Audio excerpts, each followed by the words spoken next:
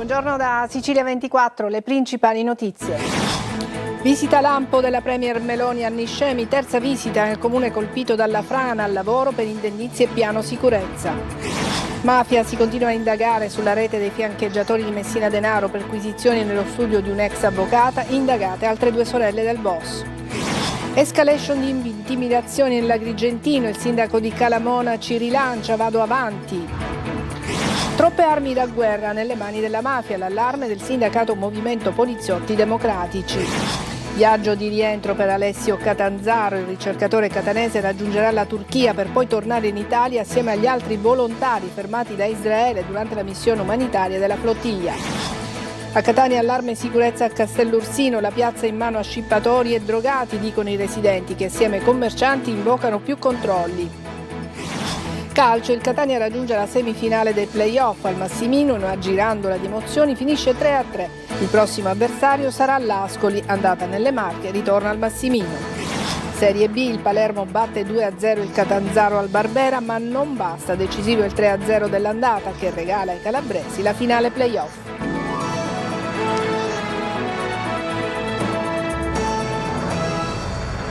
Bentrovati, arrivo a sorpresa in tarda mattinata e visita lampo a Niscemi della Premier Meloni, che è arrivata assieme al capo della protezione civile siciliano. Per le ultime notizie ci colleghiamo in diretta con Gerry Italia.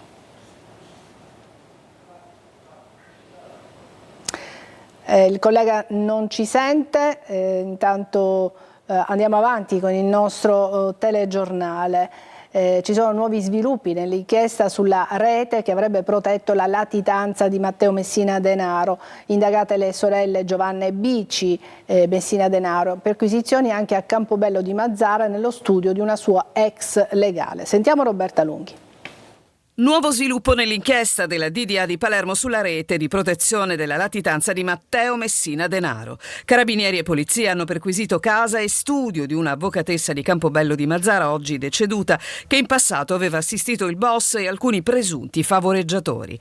Il figlio, che ha ereditato lo studio, non è indagato.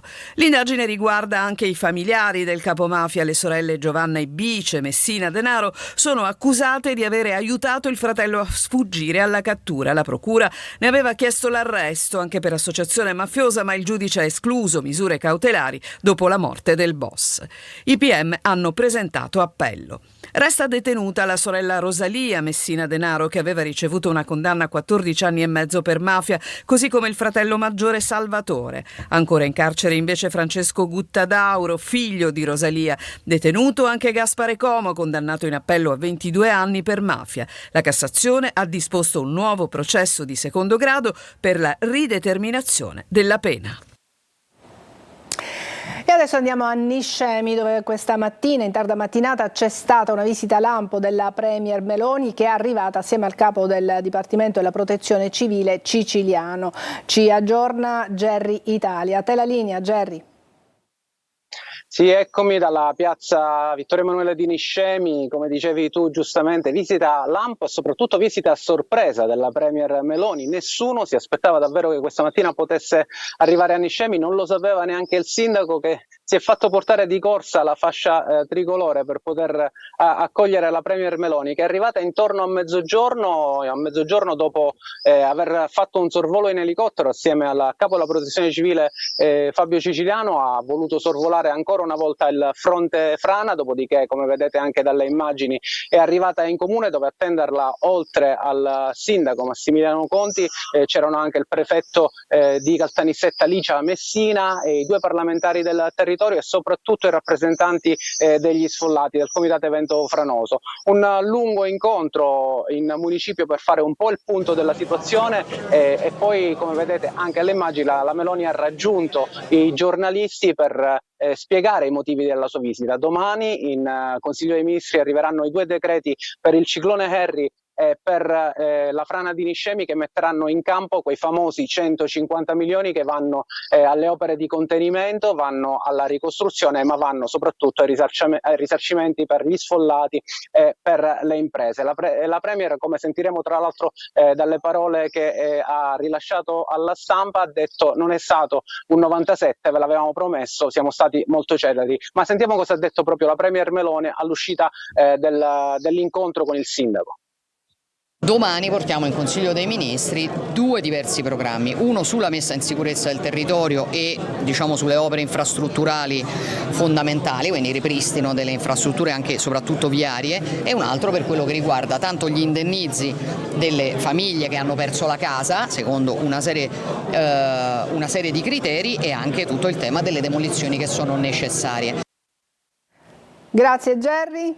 Queste le parole del Premier Meloni e, come avete visto, insomma, a Niscemi sono tutti in attesa di questi indennizi. Una piccola chiosa: nel frattempo, mentre la Meloni era proprio qui a Niscemi, in procura andavano avanti gli interrogatori per l'inchiesta sulla frana. Oggi è stato ascoltato l'ex governatore Rosario Crocetta, che però si è avvalso della facoltà di non rispondere. Per il momento da Niscemi è tutto, a voi la linea.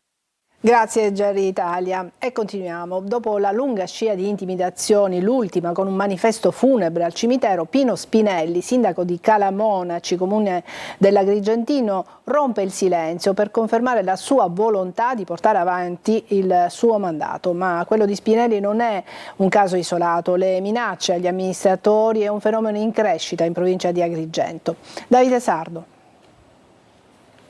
Rompe il silenzio il sindaco di Calamonaci, Pino Spinelli, dopo una lunga scia di intimidazioni, 6 in totale da quando è in carica, l'ultima delle quali particolarmente inquietante, con un manifesto funebre affisso nel cimitero del paese che riportava foto e dati personali del primo cittadino. Un episodio che ha scosso profondamente la comunità agrigentina.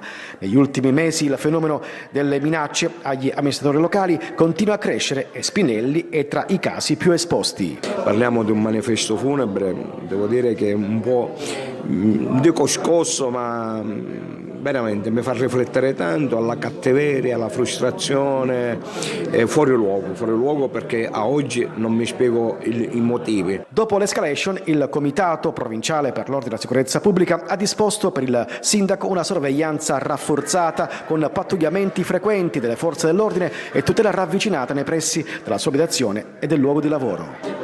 Non me lo so spiegare perché dal punto di vista lavori pubblici tutto le faccio con dei circuiti nazionali, quindi conosco le imprese quando già quasi finiscono i lavori. Dal punto di vista sociale sono disponibile a 360 gradi, non ho detto mai a nessuno di no e ricevo a tutte le problematiche discusse e portate avanti senza problemi. Gli altri, secondo me, qualcuno che, ripeto, e non finirò mai a stancarmi, che avrà problemi sicuramente psicologici. Nonostante il clima di tensione, il primo cittadino conferma la volontà di proseguire l'attività amministrativa e i cantieri già avviati sul territorio. Una scelta di continuità, dunque, nonostante paura e pressione. Cellulari e app criptate usati anche dal carcere per gestire i traffici di droga. L'ultima inchiesta della DDA di Palermo rivela una rete criminale che continuava a impartire ordini e coordinare consegne dall'interno delle celle. Roberta Lunghi. Cellulari, chat e ordini di droga dal cuore delle celle. Se ne riparla dopo l'operazione di ieri della DDA di Palermo, che ha portato all'arresto di 26 persone, stroncando l'attività di 2 organizzazioni criminali con base nei quartieri di Villa Grazia, Santa Maria di Gesù e Villaggio Santa Rosalia. Non più un'eccezione, ma il riproporsi del grave problema del carcere che non interrompe la catena di comando. La detenzione rischia così di diventare non una cesura netta con l'esterno, ma una semplice delocalizzazione del comando criminale. Anche Gabriele Pedalino, ritenuto tra i vertici della rete di narcotrafficanti smantellata a Palermo, usava il suo cellulare per dare ordini, utilizzando l'app Signal. Scoperto un vero sistema di comunicazione parallelo costruito con altre app progettate per garantire privacy e anonimato e diventate il canale attraverso cui gli indagati parlavano di carichi di droga, fissavano prezzi, programmavano consegne, condividevano fotografie dei pacchi di cocaina. Le conversazioni avvenivano in gruppi dai nomi evocativi, come i fuorilegge e i fratelli, e per evitare sospetti la droga veniva indicata con parole in codice: Bianca 007, palline, minuti. A consentire agli investigatori di ricostruire la rete sono stati i trojan installati sugli smartphone degli indagati, microspie digitali che hanno permesso di entrare nelle chat criptate e ascoltare conversazioni che i trafficanti ritenevano impossibili da intercettare. E sulle armi in circolazione, armi da guerra che sono nelle mani della mafia, abbiamo raccolto l'allarme del sindacato dei poliziotti, del movimento poliziotti democratici. Ci dicono l'età media delle questure siciliane è sopra i 50 anni e serve un organico adeguato. Lorena Dolci. Sapere che in giro circolano armi potentissime come Kalashnikov, che sono delle armi che hanno un forte impatto anche con i mezzi blindati. Pensate alle forze dell'ordine che ogni giorno sono sul territorio, con quale stato d'animo rendono servizio nelle strade della nostra Sicilia, comunque in tutta Italia. Forze dell'ordine sempre più preoccupate rispetto alla circolazione di armi da guerra, usate o ostentate con facilità, un arsenale micidiale e potente. Armi pesanti sono state registrate in tutta la Sicilia, non solo Palermo, non solo Catania, quindi significa che la criminalità organizzata ha nella sua disponibilità armi da guerra pericolosissime, quindi è ovvio che per contrastare il fenomeno della criminalità organizzata servano risorse da investire nella nostra regione. Un fenomeno che, secondo il sindacato di polizia, viene sottovalutato. Per fronteggiarlo serve un organico adeguato. Su una media di 300 persone nell'ambito di 9 province che sono andate via, con un numero diversificato tra delle varie città, non abbiamo neanche ripianato gli organici. E tra l'altro la Sicilia ha delle questure dove l'età media del poliziotto supera abbondantemente i 50 anni. È morto la notte scorsa nell'ospedale maggiore di Parma, dove era stato trasferito per le sue gravi condizioni di salute, Vincenzo Salvatore Santapaola, uno dei figli dello storico capomafia Benedetto Santapaola, elemento apicale di Cosa Nostra catanese. Avrebbe compiuto 57 anni il prossimo 2 giugno. Raggiungeranno la Turchia per poi tornare in Italia 27 volontari italiani fermati da Israele durante la missione umanitaria della flottiglia. Tra loro c'è anche il ricercatore catanese Alessio Catanzaro. Ad annunciarlo è la Farnesina dopo il video shock diffuso al ministro Ben Gvir, che ha suscitato sdegno e la condanna unanime da tutto il mondo. Emanuela Corsi. Tutti i partecipanti alla flottiglia sono in corso di trasferimento dal carcere duro di Keziota all'aeroporto di Eilat per l'imbarco verso la Turchia.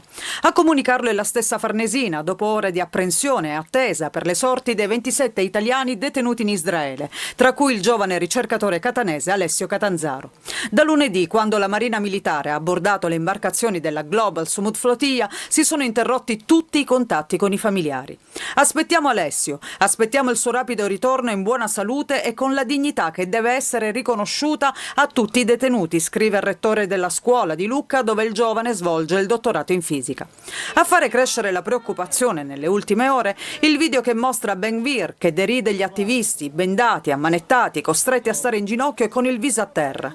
Immagini scioccanti diffuse dallo stesso ministro israeliano, che hanno ottenuto la condanna unanime da parte del mondo. Dal Papa arriva il monito: nessuno Stato è umano se misura il successo sul potere.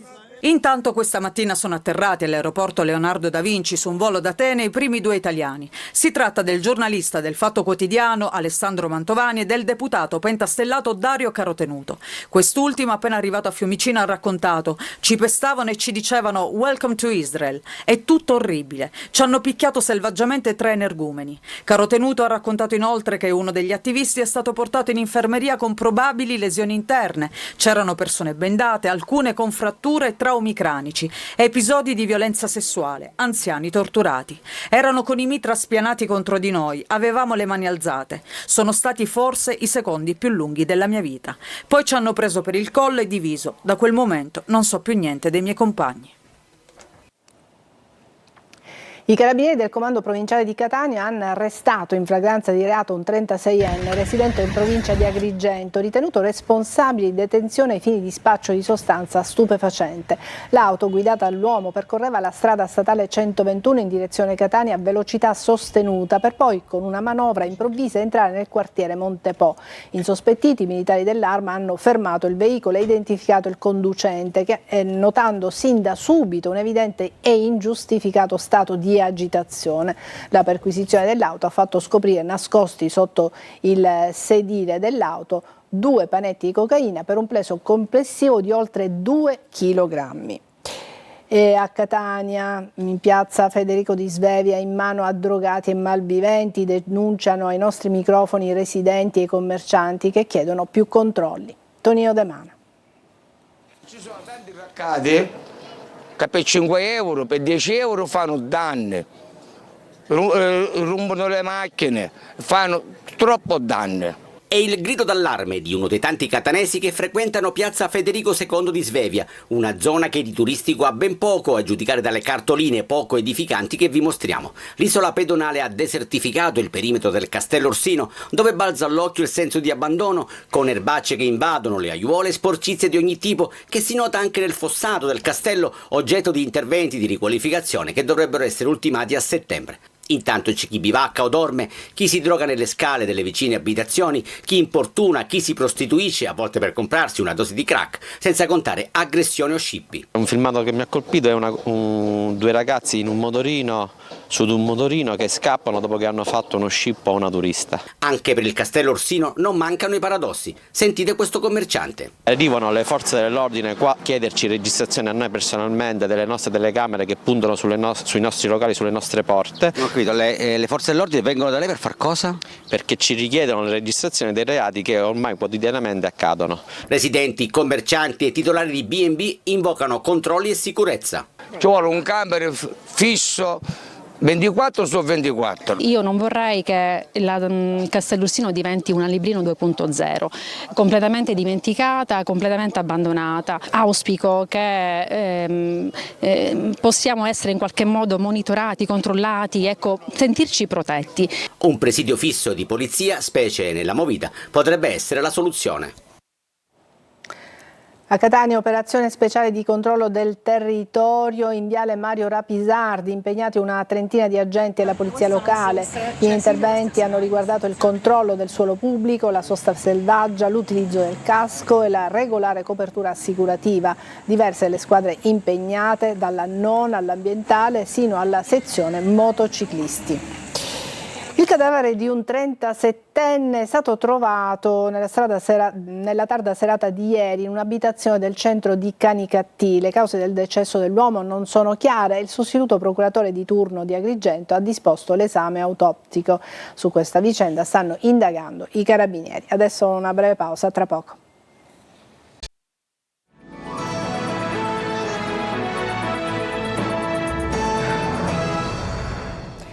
Sono stati presentati i progetti esecutivi per i 2 termovalorizzatori in Sicilia. Il Presidente della Regione ha illustrato il percorso che ha superato metà strada. Sentiamo i dettagli con Mario Viola. Sono pronti i progetti esecutivi per la realizzazione di 2 termovalorizzatori previsti in Sicilia, uno a Palermo e uno a Catania. Li ha presentati questa mattina il Presidente della Regione Renato Schifani, che conferma il cronoprogramma in base al quale gli impianti entreranno in funzione fra 2 anni e mezzo. Siamo partiti senza piano rifiuti, oggi abbiamo il piano rifiuti approvato, i termovalorizzatori, i progetti oggi sono stati presentati, saranno poi autorizzati dalle procedure e poi inizieranno i lavori. Il cronoprogramma prevede un inizio ai lavori primavera del 2027 fino ai lavori dicembre 2028. Certo, il mio desiderio, la mia determinazione, il mio auspicio è quello di inaugurarli. Ma il Governatore coglie l'occasione per elencare i tanti cantieri che sono pronti a partire in Sicilia, molti nel settore della sanità pubblica. Vi sono altre iniziative che ho attivato, una per tutte le terme di Sciacca, il Comiso, l'aeroporto di Comiso diventare cargo, vi sono altre iniziative, il polo pediatrico, l'inaugurazione del polo pediatrico, il polo oncoematologico, l'ospedale di Siracusa. Abbiamo smosso le acque, in questi anni abbiamo attivato tanti di quei futuri cantieri impegnando somme non indifferenti per dare alla Sicilia anche una sanità ospedaliera di eccellenza. Il Presidente della Regione poi guarda al futuro e conferma che dopo la parifica della Corte dei Conti prevista a fine mese ci sono risorse importanti che potranno essere spese. Abbiamo delle grosse risorse, abbiamo una variazione di bilancio positiva, avremo una manovra di fine anno pure abbastanza significativa. Il 27 parteciperò all'udienza alla Corte dei Conti per la parifica del bilancio del 2024, del 2022, scusate, e quindi che libererà delle risorse naturalmente, quindi il clima è molto positivo. E adesso a San Vito Lo Capo, dove è tornato il Festival degli Aquiloni. Vediamo con Laura Spanò.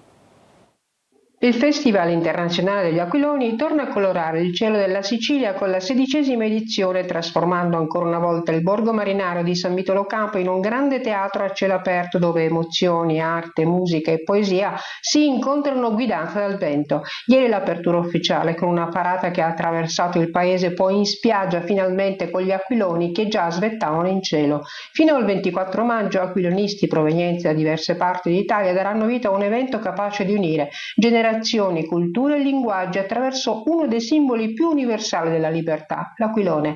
Tra le novità di questa 16ª edizione la partecipazione per la prima volta degli aquilonisti Mauro Fratoni e Massimo Dallaglio. Il Festival degli Aquiloni rimane una festa per le famiglie, i bambini, gli appassionati e per tutti coloro che desiderano lasciarsi sorprendere dalla magia di centinaia di colori sospesi tra cielo e mare, ma sarà anche un momento di riflessione e di memoria. Sabato 23 maggio alle 17:58, in occasione del 34° anniversario della strage di Capaci, sul campovolo si terrà una cerimonia commemorativa con il lancio di aquiloni bianchi e letture dedicate a Giovanni Falcone, Francesca Morvillo e agli agenti della scorta Vito Schifani, Rocco Di Cillo e Antonio Montinaro.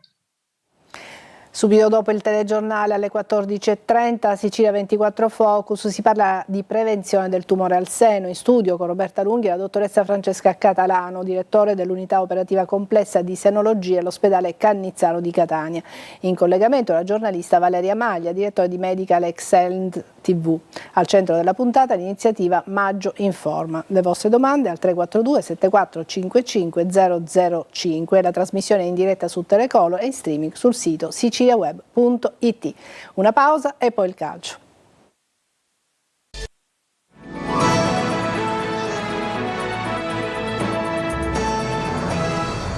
Eccoci al calcio, il Catania raggiunge la semifinale dei play-off, i rossazzurri pareggiano 3-3 con il Lecco in una partita rocambolesca vissuta su una continua altalena di emozioni. Il prossimo avversario sarà l'Ascoli, andata nelle Marche domenica alle ore 20, il ritorno al Massimino mercoledì alle 21. Marco Carli. Gol, emozioni, entusiasmo, per alcuni tratti anche paura. Il Catania riesce ad eliminare il Lecco e vola in semifinale dove troverà l'Ascoli che ha avuto la meglio sul Potenza. L'atmosfera del Massimino stracolmo, 20.000 spettatori, è incredibile. L'avvio elettrico. Casasola riceve da Jimenez dopo un ottimo sviluppo sulla destra. L'esterno mette in mezzo, sull'altro palo irrompe Donnarumma. Con la coscia mette dentro. Rossazzurri subito in vantaggio. Terzo gol stagionale per il numero 20.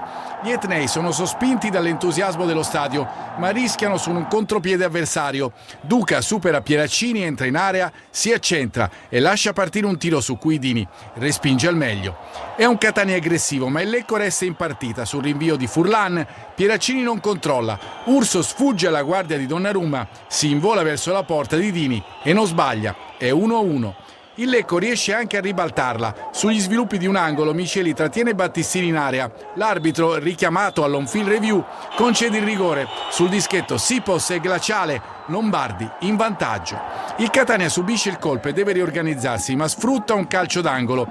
Gherardi sul cross di Ciccerelli si fa sentire in mezzo all'area e per contrastarlo Marrone mette nella propria porta. 2-2. I tifosi esultano, sollevati, gol importantissimo che arriva poco prima dell'intervallo. Il Lecco però ad inizio riprese subito pericoloso. Duca dalla sinistra si accentra e tira, Dini respinge. Il Catania può contare invece su Super Ierardi che spezza un'azione in ripartenza di Duca e si proietta in avanti. Riesce a scambiare con forte in mezzo all'area e di sinistro batte Furlan, un gol da cineteca. Davvero attaccante, tripudio, rosso-azzurro. Gli atenei sembrano in controllo, ma mai fidarsi del Lecco. Su un pallone che esce dall'area di rigore, Duca controlla e fulmina Dini. I rosso-azzurri si lamentano per un tocco sospetto in area di Konaté, ma l'arbitro convalida. Bruzzaniti in contropiede alla possibilità del colpo del KO, ma spedisce fuori. Finisce 3-3 e adesso c'è l'Ascoli, la semifinale, un altro gradino per provare a scrivere la storia. E adesso sentiamo il commento del tecnico toscano.